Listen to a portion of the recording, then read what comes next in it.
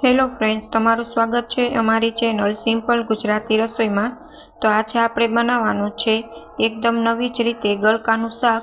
જો તમે આ રીતે ગલકાનું શાક બનાવશો ને તો બધા જ આંગળા ચાટતા રહી જશે અને નાનાથી લઈને મોટાને ખૂબ જ પસંદ આવશે।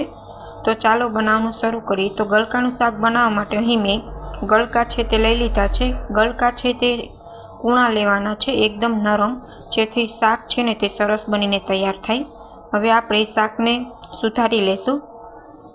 તો અહીં મેં શાકને સુધારીને તૈયાર કરી લીધું છે। આપણે તેમાં એક ટામેટું એડ કરવાનું છે। તો અહીં મેં એક ટામેટું પણ કાપીને તૈયાર કરી લીધું છે। તો ચાલો ગલકાનું શાક છે તે બનાવવાનું શરૂ કરીએ। તો સૌથી પહેલાં અહીં મેં એક બર્તન લઈ લીધું છે, તેમાં 4 મોટી ચમચી તેલ લઈ લીધું છે। હવે તેમાં આપણે લસણ એડ કરી દીધું છે, મીઠો લીમડો એડ કરી દઈશું, અડધી ચમચી જેટલી રાઈ એડ કરી દઈશું, અડધી ચમચી હિંગ, અડધી ચમચી હળદર, અડધી ચમચી ધાણા જીરું પાવડર અને અડધી ચમચી જેટલો ગરમ મસાલો એડ કરી દઈશું।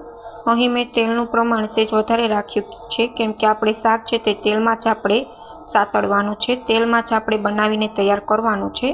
ગલકાનો શાકમાં પાણીનો ભાગ હોય જ છે, એટલે પાણી નાખ્યા વગર આપણે ગલકાનું શાક છે તે બનાવવાનું છે। તો હવે આપણે સારી રીતના મિક્સ કરી દીધું છે।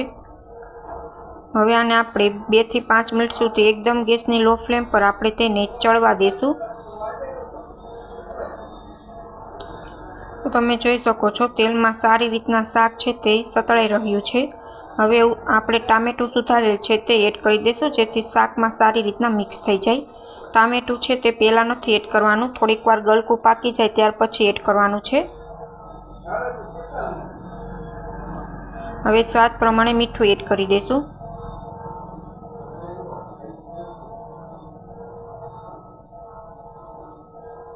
હવે આપણે એક પ્લેટ લીધી છે, તેની માથે થોડુંક પાણી એડ કરીને હવે આપણે તેને વરાળે છે તે ચડવા દેશું, જેથી શાક છે તે ખૂબ જ સરસ રીતના આપણું તૈયાર થાય।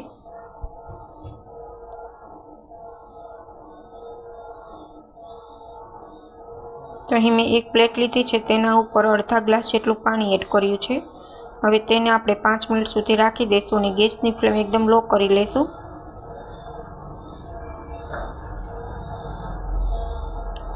તમે જોઈ શકો છો બધો જ પાણીનો ભાગ છે તે ગલકામાંથી છૂટ્યો છે। હવે આપણે તેને બાળવાનો છે, જ્યાં સુધી બળે નહીં ત્યાં સુધી આપણે શાકને છે તે આપણે તેલમાં સાતળવાનું છે, કેમ કે ગલકું હોય છે તેમાં પાણીનો ભાગ ખૂબ જ હોય છે। હવે અહીં મેં ચટણી લીધી છે, ચટણી છે તેને મેં લસણ પીસીને લાલ મરચું પાવડર એડ કરીને લસણવાળી ચટણી છે તે એડ કરી છે। ગલકાના શાકમાં લસણવાળી ચટણી એડ કરવાથી ગલકાનો શાકનો ટેસ્ટ છે ને તે ખૂબ જ સરસ આવે છે।